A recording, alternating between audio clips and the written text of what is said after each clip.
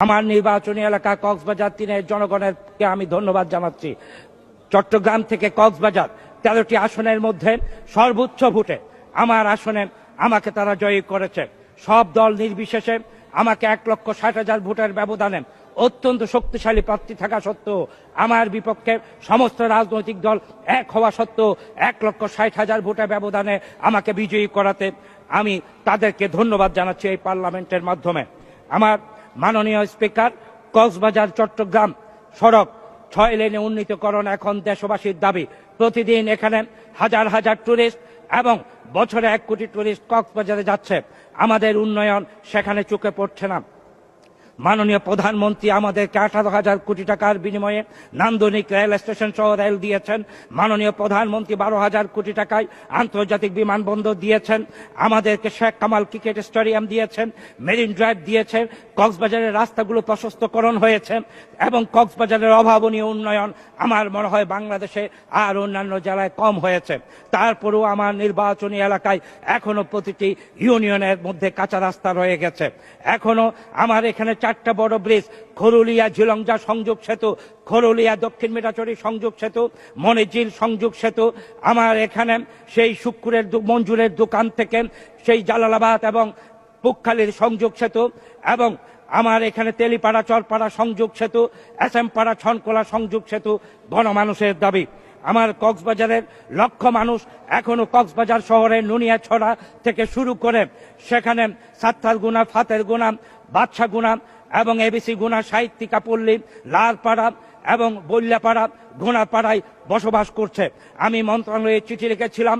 গতবার ভূমি মন্ত্রণালয় সিদ্ধান্ত দিয়েছিল সেই সমস্ত যেখানে মানুষ বসবাস করে লক্ষ মানুষ, সেই সমস্ত জায়গাগুলো তাদেরকে বরাদ্দ বন্দোবস্তি দেওয়ার জন্য, এবং জেলা প্রশাসক মহোদয় ইতিমধ্যে কিছু কাজ শুরু করেছেন। আমি ভূমি মন্ত্রণালয়ের কাছে আমার বিনীত দাবি থাকবে, আপনারা টোকেন মূল্যে আমার লক্ষ মানুষকে যদি দিয়ে দেন তাহলে মানুষ সেখানে আশ্রয় পাবেন। তারা কুতুবদিয়া থেকে সাগরভাঙ্গা মানুষ, কেউ নদীভাঙ্গা মানুষ সেখানে তারা আছে। আমার ঈদগাঁও উপজেলা গঠিত হয়েছেন, আজকে 1 বছর হয়েছে, সেখানে কিন্তু এখনো কোনো স্থাপনা ঘটেনি। সেখানে ঈদগাঁও উপজেলা পরিষদ নির্মাণ করা দরকার আমাদের, এখন ভাড়া বাসায় চলছেন। সেখানে আমাদের ফায়ার স্টেশন, হাসপাতাল করা দরকার। স্কুল কলেজগুলো সরকারিকরণ বাকি রয়ে গেছে। এই বিষয়ে দৃষ্টি দেওয়ার জন্য আমি বিনীত অনুরোধ জানাচ্ছি। 1000 বছরের শহর রামুকে পৌরসভার দাবি জানাচ্ছি এবং আমার প্রতিটি এলাকার মধ্যে বিশেষ করে যারা লবণ শিল্পে আছেন, 1 লক্ষ মানুষ লবণ চাষী, সেই লবণ বাম্পার ফলন হয়েছে। মাননীয় স্পিকার, আমাকে আর 3 মিনিট দেওয়ার জন্য বিনীত অনুরোধ। সেখানে লবণ চাষীদের লবণ আমদানি নিষিদ্ধ করার আমি দাবি জানাচ্ছি।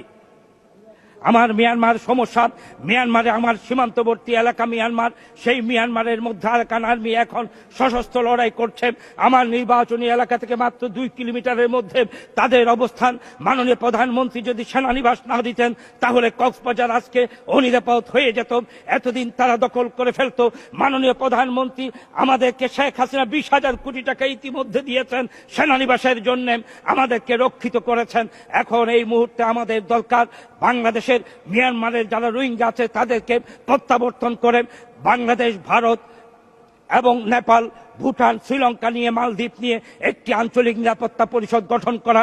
তাহলেই কিন্তু বাংলাদেশের নিরাপত্তা বাড়বে এবং ভারতের নিরাপত্তা বাড়বে।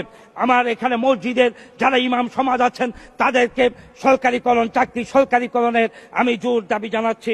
এবং যারা বিদেশের কারাগারে আছে, আমার বাংলাদেশের বিশেষ করে কক্সবাজার জেলার অনেক মানুষ। আরেক মিনিট মাননীয় স্পিকার, 1 মিনিট।